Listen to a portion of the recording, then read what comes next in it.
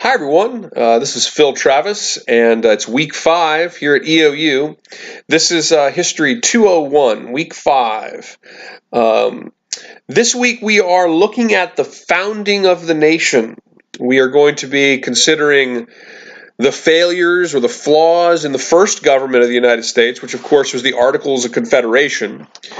We will look at the shortcomings of that government, a government which lacked an executive branch, a government in which, the legislature had really no ability to levy taxes beyond the voluntarism of the states. We'll look at the failures of the Articles of Confederation government and how that led to the calling, largely by Alexander Hamilton, of the Constitutional Convention and the creation of the Federalist-oriented U.S. Constitution and its ratification with, of course, the Bill of Rights and so forth. The U.S. Constitution, of course, led to very significant debates between so-called Federalists and Anti-Federalists.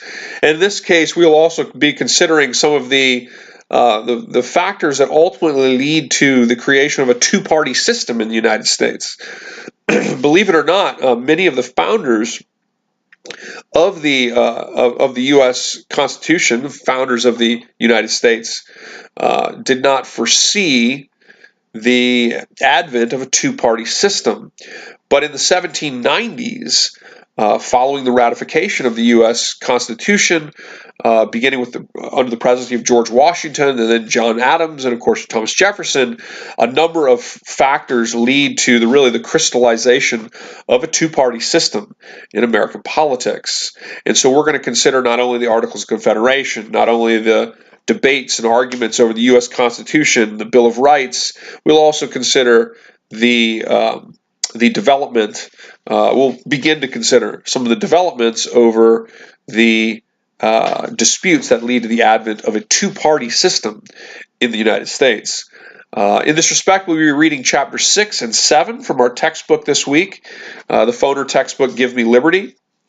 We will also be examining a couple of documents from our document reader, particularly James Madison's Federalist number 51, advocating the ratification of the U.S. Constitution, and, of course, Patrick Henry's Anti-Federalist papers, which, of course, were in opposition to the ratification of the Federalist U.S. Constitution. The major assignment that we have this week, is, of course, your first paper. In this class, you will write one paper. You have 3 options to do so. The way the class is set up is it's set up into thirds. And so at the end of each third, you have a test. And the following week, you have a paper due.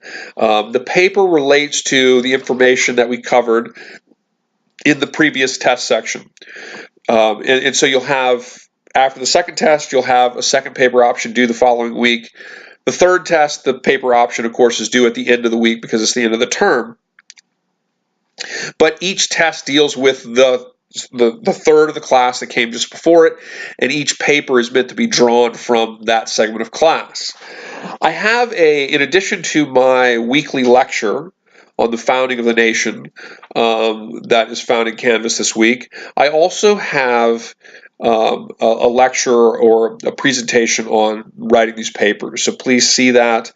I will explain to you what I look for in a paper. I'll explain to you how to cite the paper and so forth. But here is the gist of what I want you to do.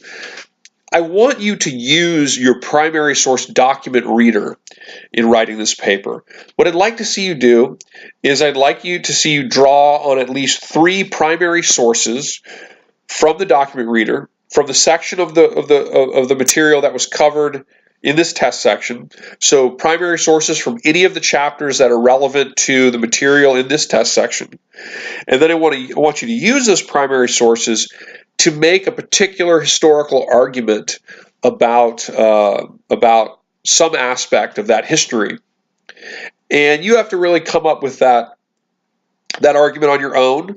I would like you to consider, what areas of this history are you interested in?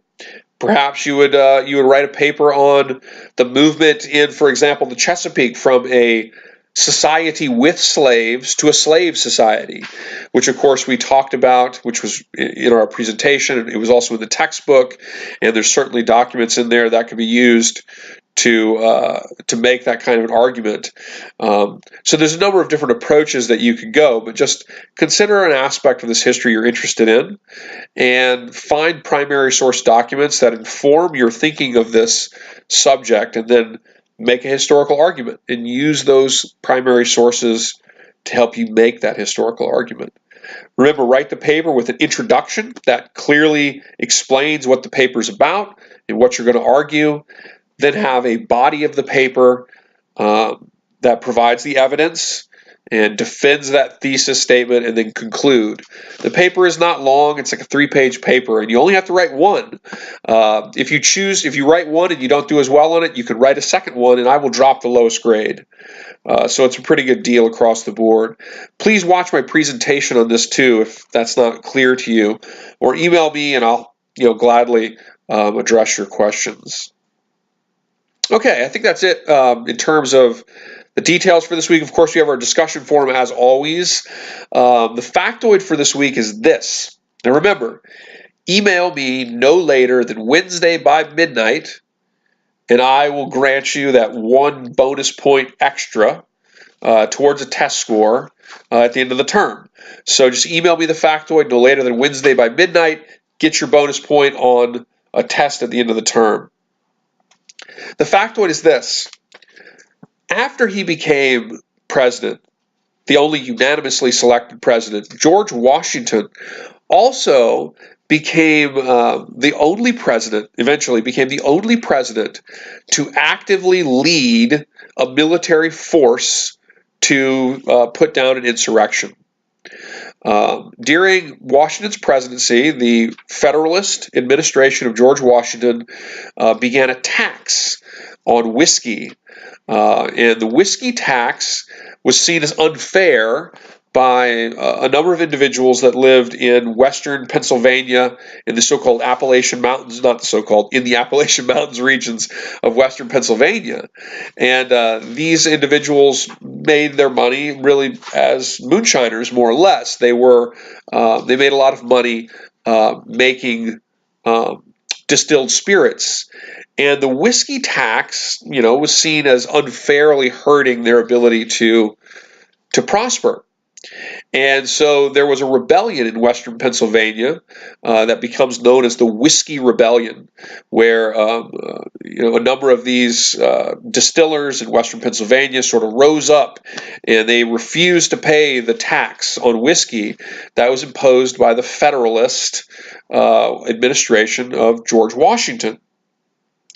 And George Washington, of course, mounts his horse Nelson, helps to organize an army of 13,000, and prepares to march that army and to suppress the insurrection known as the Whiskey Rebellion. There is no great battle. Washington does not lead any soldiers onto the battlefield with guns firing or anything like this. The insurrection really, disbanded as soon as it appeared that Washington was going to actually march this army into to put it down. But nonetheless, Washington becomes famous for being the only president to actively march an army in suppression of an insurrection in the United States while actively president.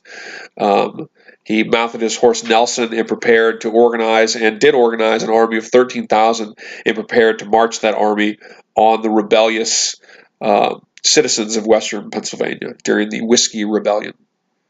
So email me that factoid no later than Wednesday by midnight this week. Get your bonus point on a test. Let's have a great week, guys.